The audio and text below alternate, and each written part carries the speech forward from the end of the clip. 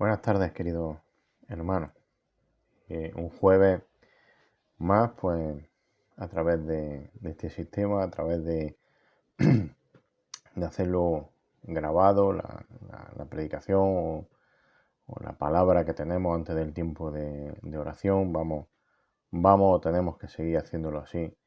No sabemos cuánto tiempo, pero agradecemos también al Señor la oportunidad, los medios que hoy en día pues tenemos para poder, aunque sea de esta manera, compartir la palabra y podernos edificar juntos, aunque sea ese juntos también en la distancia cada uno desde nuestras casas.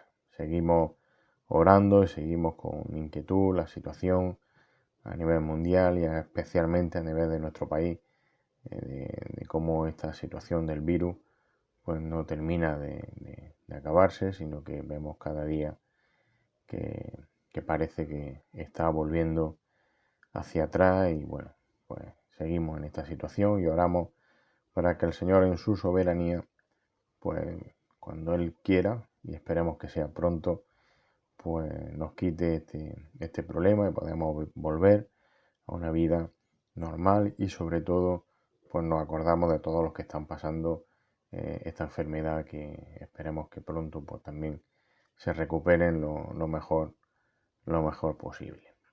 Así que en estas circunstancias pues vamos a tener un jueves más nuestro culto y vamos a empezar con una palabra de oración, pidiendo al Señor que sea Él el centro de lo que vamos a hacer y que también pues su palabra nos ilumine y nos sirva de aliento, de aprendizaje y sea útil en nuestras vidas. Señor, gracias te damos por esta nueva ocasión que tenemos de abrir tu palabra y, Señor, también de aprender de ella. Te pedimos que ya nos edifique, Señor, que tú nos hables a través de tu Espíritu Santo, a través de ella. Sabemos que ella nos hace bien, nos enseña, nos dirige, nos corrige. Señor, nos redarguye cuando hace falta también. Y queremos que ella sea la dirección, la guía en nuestras vidas. Necesitamos encontrar tu voluntad y solo podemos encontrarla en ella. Necesitamos conocerte, oh nuestro Dios, cada día más y solo podemos conocerte a través de tu palabra, Señor. Así que sea ella la que llegue hasta nuestros corazones y la que sea expuesta y explicada en esta tarde. Te pedimos por todos los enfermos de nuestra congregación, cada uno por sus diversas situaciones. Señor, los conocemos y sabemos los que son, y especialmente te pedimos por este virus, la pandemia, a nivel mundial y a nivel también nacional, toda la situación de alarma que se ha creado, Señor, el desgaste económico que estamos sufriendo cada día más grave. Señor, cura tú a los enfermos y trae pronto una solución, una vacuna. En tus manos ponemos este tiempo y, como digo, que sea tu palabra la que nos dirija en esta tarde, sabiendo que luego tú también, como siempre, escucharás las oraciones de tu pueblo, Señor. En el nombre de Jesús. Amén. Bueno, nuestro tema recurrente de los jueves, Cristo es supremo. Cristo es supremo sobre todas las cosas, lo hemos estado viendo, como digo y siempre lo repito, a través de Adán, de Abraham, de Isaac, de Noé, de Abel. Caín era el hermano de Abel. Y en esta ocasión, sabéis que llevamos ya 2 jueves viendo que Cristo es supremo a través de la vida o de los pasajes de donde se encuentra relatada la vida de Jacob.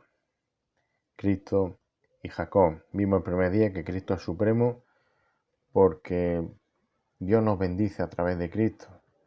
Y vimos que Jacob recibió la bendición de Dios también a través de Cristo, aquel hombre con el que luchó hasta el amanecer.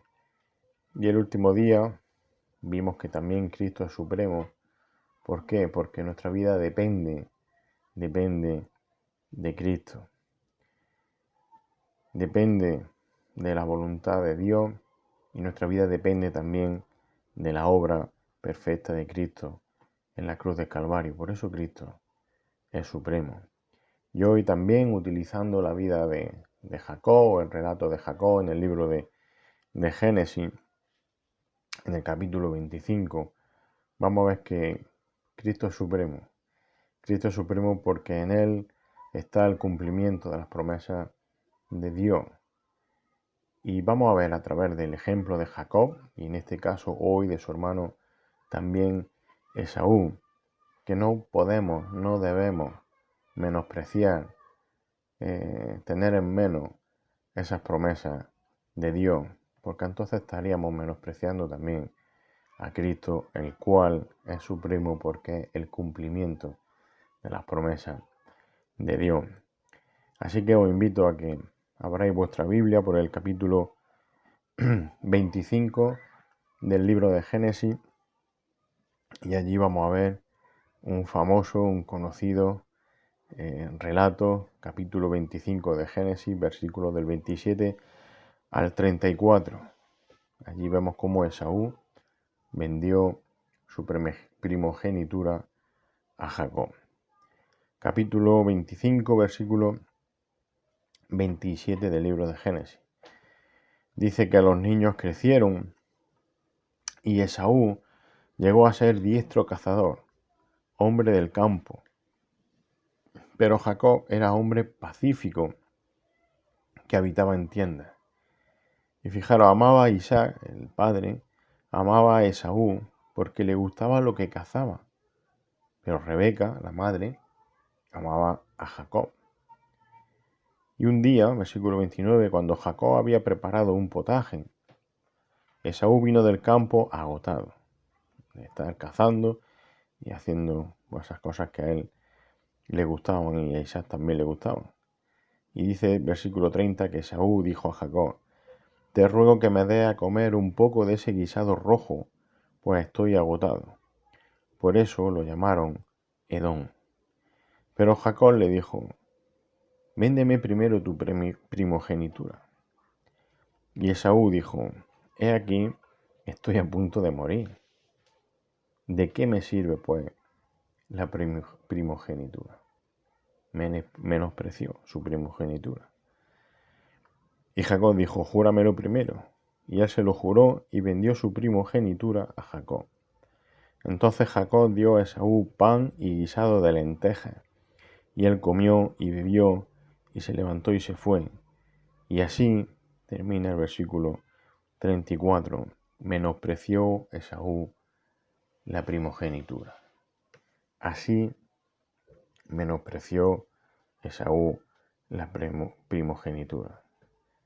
Y hemos dicho que Cristo es supremo porque el Cristo es el cumplimiento de las promesas de Dios. Así que no debemos menospreciar esas promesas o las promesas de Dios. Y vemos en este pasaje como idea principal que Esaú menospreció la primogenitura y por tanto todo lo que eso conllevaba. Así que continuamos hoy como digo, con esa vida de Esaú y de Jacob, y vemos cómo Dios continúa obrando en las vidas de las personas para hacer cumplir sus promesas, en este caso su pacto con Abraham. Era necesario que Jacob tuviese la primogenitura. Y vamos a ver en esta tarde tres cosas con respecto a las promesas de Dios. La primera es que las promesas de Dios requieren de su Hijo, de nosotros, integridad. La segunda es que las promesas de Dios son también deseables. Y el domingo también hablábamos sobre cómo Pablo deseaba estar toda una eternidad con Cristo y con Dios. Deseaba recibir esa corona de vida, esa corona inmarcesible. Y para ello se esforzó, para ello corrió, terminó la carrera, luchó la batalla y guardó la fe, ¿os acordáis? Así que las promesas de Dios también son deseables. Y por último veremos que las promesas de Dios, pues como hizo Esaú, no deben de ser menospreciadas. Así que versículos 27 y 28, las promesas de Dios requieren integridad. Dice el versículo 27 y versículo 28 que los niños crecieron y Esaú llegó a ser diestro cazador, hombre del campo, pero Jacob era hombre pacífico que habitaba en tiendas y amaba a Esaú porque le gustaba lo que cazaba, pero Rebeca amaba a Jacob. Evidentemente Esaú y Jacob son dos personas completamente, vemos, diferentes, con gustos diferentes, con actitudes también diferentes. Hay un claro contraste en estos versículos entre ellos. Esaú se dice que era un diestro, llegó a ser un diestro cazador, un hombre de campo. Es decir, cazaba, vivía del campo, cultivaba la tierra. Y hay una clara coincidencia con otras personas en relatos anteriores, y me ha escapado antes el nombre de esa persona, era Caín, o acordáis de él. Fijaros, Esaú mataba animales, pero no hay referencia, no se dice en la palabra que fuera ese sacrificio de animales que hacía él para eso precisamente, para presentar sacrificio a Dios. Ni siquiera se dice que fuese ganadero, sino que trabajaba o vivía en el campo. Cazaba por gusto, mataba, por así decirlo, como diversión. Cazaba animales que estaban en libertad. Y quizá eso no era una característica que en aquel momento podía ser buena o positiva sobre Esaú o de Esaú, sobre todo si lo comparamos con su hermano Jacob, del cual se dice que Jacob era un varón quieto, era un varón, perdón, era un hombre pacífico. Y eso que fuese pacífico, que fuese un varón quieto, significa en realidad que era un hombre íntegro. Jacob era íntegro. Jacob se mostraba como una persona que mantenía una actitud coherente y comprometida, en este caso con la voluntad de Dios, y estaba en contra, o funcionaba, por así decirlo, en contra de las influencias negativas que podía haber a su alrededor y en su entorno. No se amoldaba, por así decirlo, no se conformaba, como dice el Nuevo Testamento, a lo que había alrededor, a lo que había en el mundo.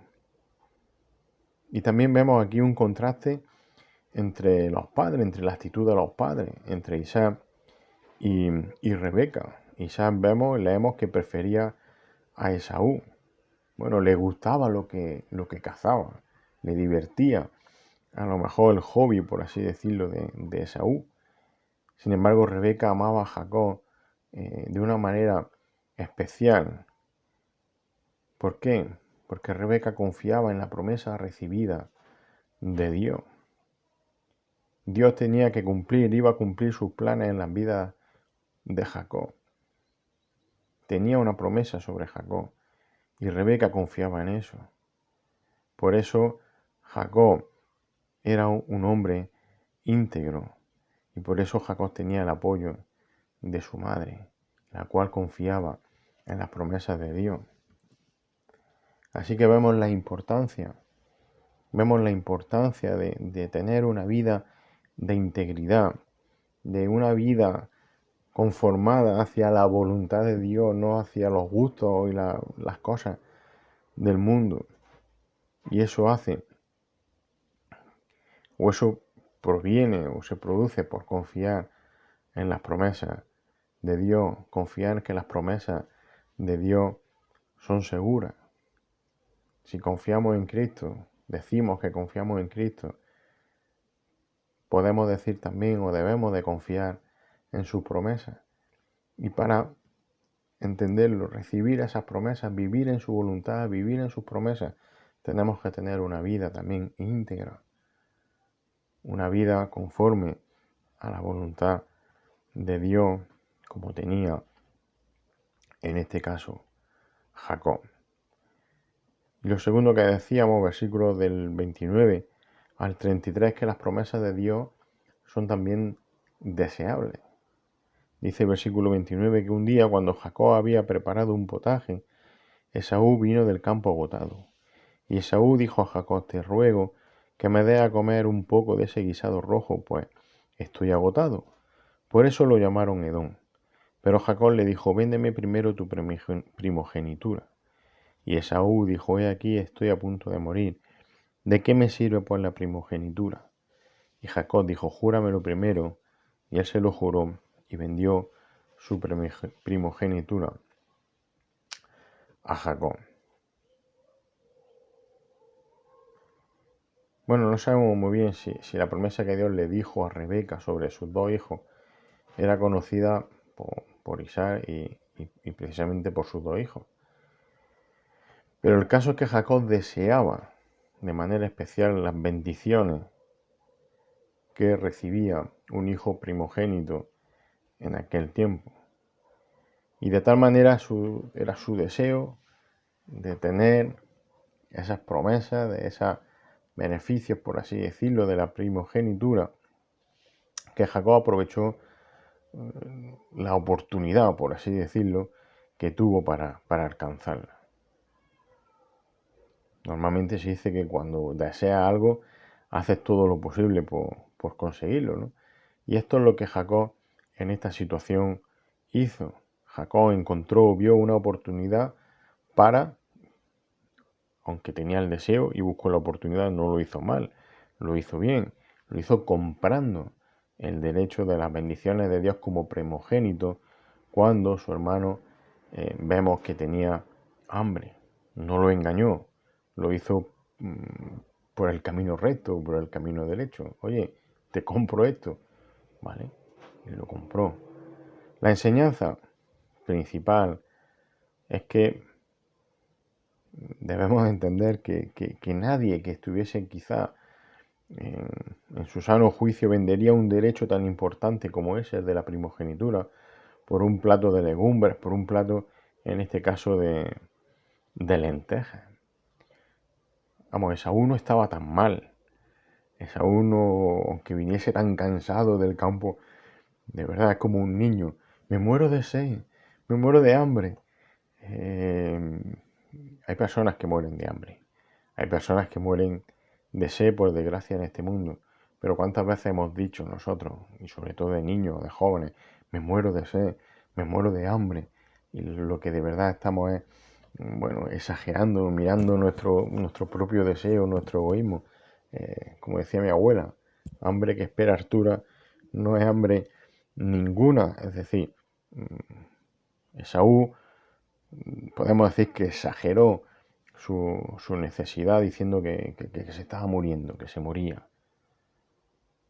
Y como digo, Jacob no engañó a su hermano, sino lo que hizo Jacob fue aprovechar la oportunidad que el hermano le dio para alcanzar una bendición tan grande, la de ser el primogénito. ¿Por qué? Jacob deseaba la bendición. Jacob deseaba la bendición. Igual que nosotros debemos desear también recibir las bendiciones y las promesas que nuestro Señor Jesucristo nos da, las promesas y las bendiciones que Dios nos da y que recibiremos y que recibimos a través de la persona del Señor Jesucristo, el cual es, como digo, supremo, porque en Él se cumplen las promesas de nuestro Dios.